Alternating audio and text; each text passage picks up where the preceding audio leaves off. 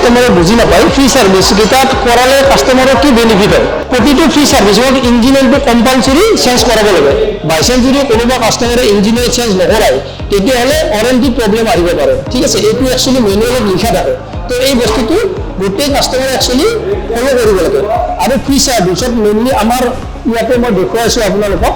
এই ইয়াতে যিকেইটা পইণ্ট আছে ন এই গোটেইকেইটা পইণ্ট একচুৱেলি আমি ফ্ৰী ছাৰ্ভিচত কৰোঁ কিন্তু বহুত কাষ্টমাৰে ভাবে যে আমি ফ্ৰী ছাৰ্ভিচ খালি মোবিলটো চেঞ্জ কৰোঁ একচুৱেলি মোবিলটো চেঞ্জ কৰে ছাৰ্ভিচিং নহয় এই গোটেইকেইটা পইণ্ট আমি ইয়াতে ফ্ৰী ছাৰ্ভিচত চেক কৰোঁ ঠিক আছে তো এইকেইটা গোটেইকেইটা পইণ্ট চেক কৰাৰ পিছত মানে গাড়ীটোৰ পাৰফৰ্মেঞ্চ যিটো সেই পাৰফৰ্মেঞ্চটো বহুত মানে কি বেটাৰ হয় মেইনলি আমাৰ যিটো MCS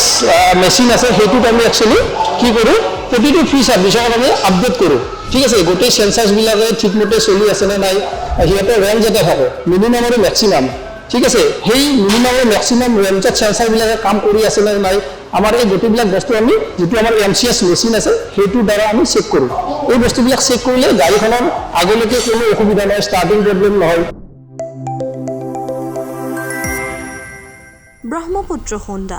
আপোনাৰ যাত্ৰাৰ বিশ্বাসী বন্ধু